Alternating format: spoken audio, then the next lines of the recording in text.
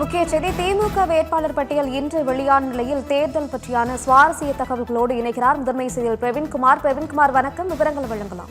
164 தொகுதிகளுக்கான வேட்பாளர்களுடைய விவரங்களை, பெயர்களை திமுக தலைவரும் முதலமைச்சருமான மு.க.ஸ்டாலின் வெளியிட்டிருக்கிறார். இந்த வேட்பாளர்கள் அறிவிப்பு எந்தெந்த தொகுதியில் யார் யார் நிறுத்தப்பட்டிருக்கிறார்கள் உள்ளிட்ட பல்வேறு விடயங்கள் அடிப்படையாக வைத்து பார்க்கும்போது பல சுவாரஸ்ய நிகழ்வுகளும் அதில் நடந்திருக்கிறது. அதில் மிக முக்கியமான நிகழ்வுகள் என்று பார்த்தால் தமிழக 164 தொகுதிகளில் திமுக நேரடியாக போட்டியிடக்கூடிய நிலையில் கூட்டணி கட்சிகளுடன் 175, அதாவது உதயசூரியன் சின்னத்தில் பார்த்தோம் என்றால் 175, அதில் திமுக மட்டும் 164 தொகுதியில் நேரடியாக போட்டியிடுகிறார்கள். அதில் ஒட்டுமொத்தமாக பார்க்கும்போது இந்த 164 வேட்பாளர்களில் புதுமுகம் என்று பார்த்தால் 60 பேருக்கு புதுமுகமாக 60 பேருக்கு முதல் முறையாக வாய்ப்பு கொடுக்கப்பட்டிருக்கிறது. சென்னையில் 16 தொகுதிகளில் வேளச்சேரி மட்டும் கூட்டணிக்கு விட்டுக் கொடுத்து 15 தொகுதியில் திமுக போட்டி.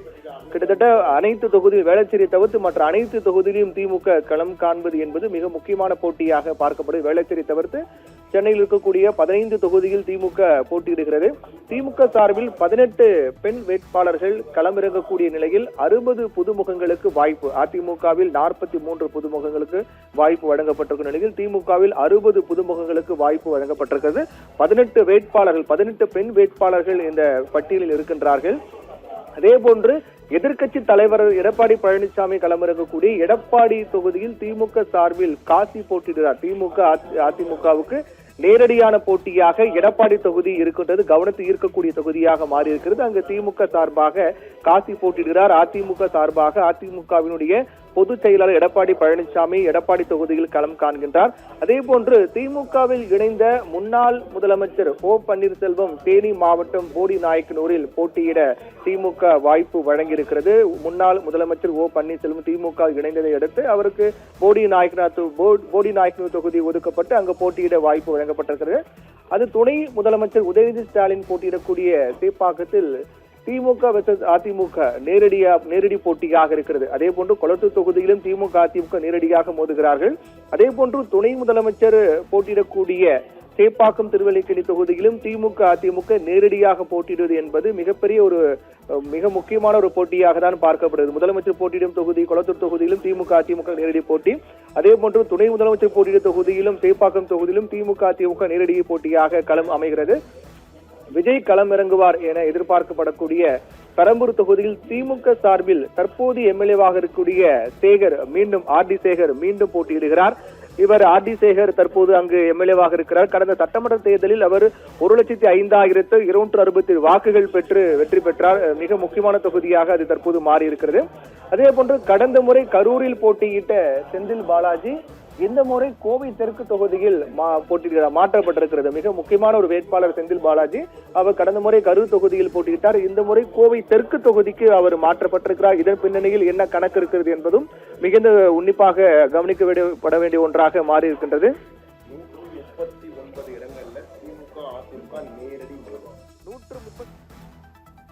அதிமுக நேரடியாக மோதுகிறது. தமிழகத்தின் மிகப்பெரிய இரு கட்சிகள் திமுக அதிமுக. தற்போது திமுக ஆளுங்கட்சியாக இருக்கக்கூடிய சூழ்நிலையில் எதிர்கட்சியாக அதிமுக இருக்கின்றது. திமுக அதிமுக எத்தனை இடங்களில் நேரடியாக மோதுகிறார்கள் என்பது பொறுத்து அந்த களம் என்பது அமையும். அதன் அடிப்படையில் பார்க்கும் போது 2026 தமிழக சட்டமன்ற தேர்தலில் திமுக அதிமுக 139 இடங்களில் நேரடியாக மோதுகிறார்கள். 139 இடங்களில் 4வது முறையாக திமுக தலைவர் மு.க.ஸ்டாலின் 4வது முறையாக கொளத்தூர் தொகுதியில் களம் காண்கின்றார். மிக முக்கியமான தொகுதியாக பார்க்கப்படுகிறது. திமுக அதிமுக 139 இடங்களில் நேரடியாக மோதுவது மிக முக்கியமான ஒன்றாக பார்க்கப்படுகிறது. மயிலாப்பூரில் பாஜக தமிழிசை சவுந்தரராஜன் களம் இறங்குவார் என அறிவிக்கப்பட்ட சூழ்நிலையில் திமுக அங்கு நேரடியாக போட்டியிடுகின்றது. இந்நிலையில் தான் விசிக மற்றும் அதிமுக நேரடியாக 5 இடங்களில் போட்டியிடுகிறார்கள். விடுதலை சிறுத்தைகள் கட்சியும் அதிமுகவும் நேரடியாக 5 இடங்களில் போட்டியிடுகிறார்கள். அதே போன்று இந்திய கம்யூனிஸ்ட் கட்சியும் அதிமுகவும் நேரடியாக 4 இடங்களில் போட்டியிடுகிறார்கள். விடுதலை சிறுத்தைகள் மற்றும் பாமக நேரடியாக 2 இடங்கள், திருப்போரூர் மற்றும் காட்டுமன்னார் கோவில் என 2 இடங்களில் விடுதலை சிறுத்தைகள் மற்றும் பாட்டாளி மக்கள் கட்சி நேரடியாக களம் காண்கிறார்கள். அதே போன்று மார்க்சிஸ்ட் கம்யூனிஸ்ட் மற்றும் அதிமுக இடையே நேரடி போட்டியாக 2 தொகுதிகள் அமைந்திருக்கின்றது. காங்கிரஸ் பாஜக நேரடியாக 4 இடங்களில் போட்டியிடுகிறார்கள். மதுரை வடக்கு தொகுதியை கேட்டு பெறுவேன் என காங்கிரஸ் எம்பி மாணிக்கம் தாகூர் கூறிய நிலையில் திமுகவை அங்கு நேரடியாக போட்டியிடுகிறது. இதன் மூலமாக மாணிக்கம் தாகூர் கூறியிருந்த அந்த கூற்று என்பது மாறி இருக்கின்றது. திமுகவை அங்கு நேரடியாக களம் காண்கின்றார்கள். மொத்தமாக 60 புது முகங்களுக்கு வாய்ப்பு வழங்கப்பட்டிருக்கிறது. 18 பெண் வேட்பாளர்கள் களமிறங்குகிறார்கள். முனைவர் பட்டம் பெற்றவர்கள் 7 பேர், 7 வேட்பாளர்கள் முனைவர் பட்டம் பெற்றவர்களாக இருக்கிறார்கள். 15 மருத்துவர்கள் போட்டியிடுகிறார்கள். 125 பட்டம் பெற்றவர்கள் போட்டியிடுகிறார்கள். அதே போன்று முன்னாள் அமைச்சர், மிக முக்கிய ஒரு தலைவராக திமுக பார்க்கப்படக்கூடிய பொன்முடிக்கு வாய்ப்பு மறுக்கப்பட்டிருக்கிறது. உள்ளிட்ட பல முக்கியமான நிகழ்வுகள் இந்த வேட்பாளர் அறிவிப்பில் நாம் பார்க்கின்றோம். அமைச்சர்கள் ஆர் காந்தி, மனோ தங்கராஜ், பொன்முடி, கைலவிழி செல்வராஜுக்கு வாய்ப்பு வழங்கப்படவில்லை என்பது மிக முக்கியமான ஒன்றாக பார்க்கப்படுகிறது. அடுத்து பொன்முடிக்கு பதிலாக அவருடைய மகனுக்கு அங்கு வாய்ப்பு வழங்கப்பட்டிருக்கிறது. அமைச்சர்கள் ஆர் காந்தி, மனோ தங்கராஜ் மற்றும் பொன்முடி, கைல்வழி செல்வராஜுக்கு வாய்ப்பு என்பது வழங்க மறுக்கப்பட்டிருக்கிறது. மேலும் மதுரை மத்தியில் அமைச்சர் பழனிவேல் தியாகராஜனை எதிர்த்து இயக்குனரும் நடிகருமான சுந்தர் சி களம் காண்கிறார்.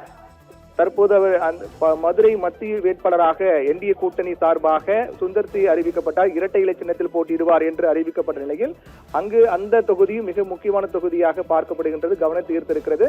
தஞ்சை, ஓசூர், நாகர்கோயில், திருச்சி தெற்கு ஆகிய 4 தொகுதிகளில் மேயர்களுக்கு எம்எல்ஏ சீட்டு வழங்கி இருக்கிறது திமுக. அது மிக முக்கியமான ஒன்று. தஞ்சை, ஓசூர், நாகர்கோயில், திருச்சி உள்ளிட்ட மாவட்டங்கள் அங்கு மேயர்களாக இருந்தவர்களுக்கு அந்தந்த தொகுதியில் திமுக சீட்டு வழங்கியிருக்கின்றது. தேசிய கட்சிகளான காங்கிரசும் பாஜகவும் 4 இடம் நேரடியாக மோதுகிறார்கள். இப்படியாக 164 வேட்பாளர்கள் அறிவிக்கப்பட்டிருக்கூடிய சூழ்நிலையில் பல முக்கியமான மாற்றங்கள் செய்திருக்கிறார்கள். இந்த மாற்றத்தில் பல முக்கியமான நிகழ்வுகள் நடைபெற்றிருக்கிறது. இந்த மாற்றத்துக்கான பின்னணி, இது போன்ற பல கணக்குகள் அடிப்படையில் வேட்பாளர்கள் அறிவிக்கப்பட்டிருக்கிறது. அது அனைத்தும் திமுகவுக்கு கை கொடுக்குமா? 2026 சட்டமன்ற தேர்தலில் திமுக எந்த அளவு கை கொடுக்க போகிறது?